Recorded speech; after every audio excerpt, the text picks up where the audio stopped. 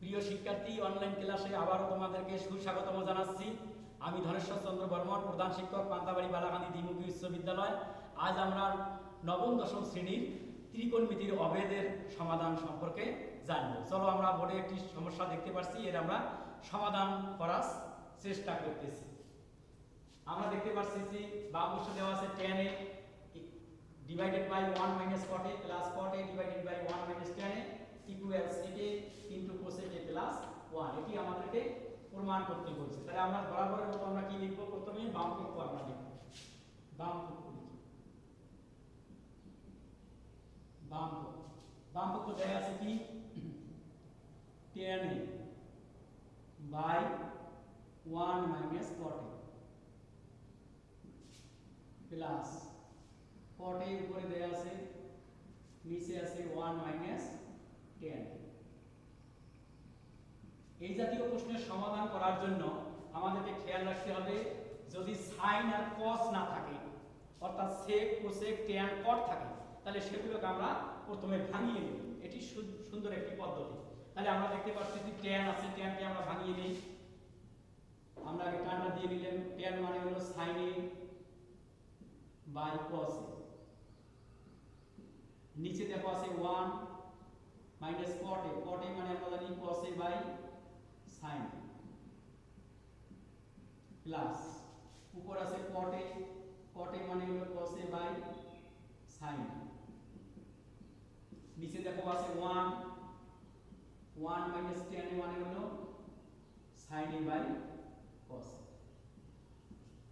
এবার আমরা সমান চিহ্ন দিয়ে উপরেরটা ঠিক লিখতেছি, sign A by cos.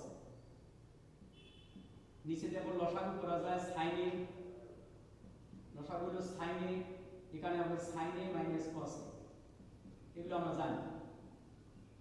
Plus আবার টান দিয়ে নিচ্ছি, উপরে হবে কস এ বাই সাইন এ। নিচে দেখো লসাগু হচ্ছে কত? কস এ। আমরা লিখলাম এখানে কস এ, কস এ থেকে কস এ মাইনাস সাইন। এবার আমরা এই ডিভাইডেডটা উল্টি দিতে গেলে উপরেরটা ঠিক রেখে নিচেরটা উল্টিয়ে দিতে পারি। কি রকম সেটা বিষয়টা আছে, sin a by cos a, sin a by cos a into এই অপশনটা উপরে যাবে sin a উপরে,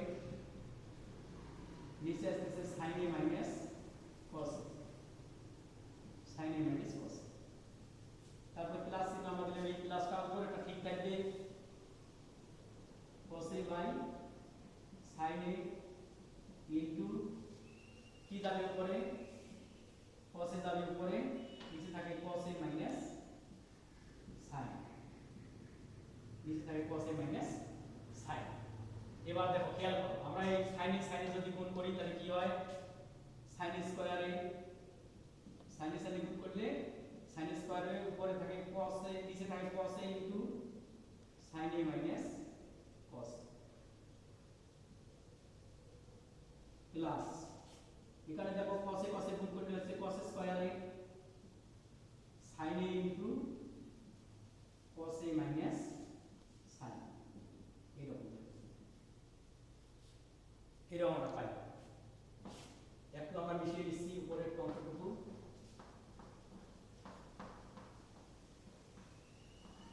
এবার খেয়াল সমান চিহ্ন প্রথম অপশনটা আমরা ঠিকই লিখি, আছে কি sin স্কয়ারে, sin স্কয়ারে আছে, নিচে আছে কি cos a into sin a minus cos a, sin a minus cos a আছে।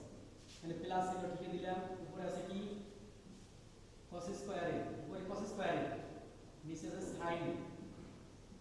এই জায়গায় আসে খেয়াল করো, আমাদের এই পাশে যে হরটি আছে sin a minus cos a, কিন্তু এখানে আছে cos a মাইনাস sin। এটিকে আমরা চেঞ্জ করে দিই, সামনে একটা মাইনাস সাইন কমন নিলে এটি চেঞ্জ হয়ে যায়, অর্থাৎ cos a মাইনাস sin আছে, এটি হবে sin a মাইনাস cos।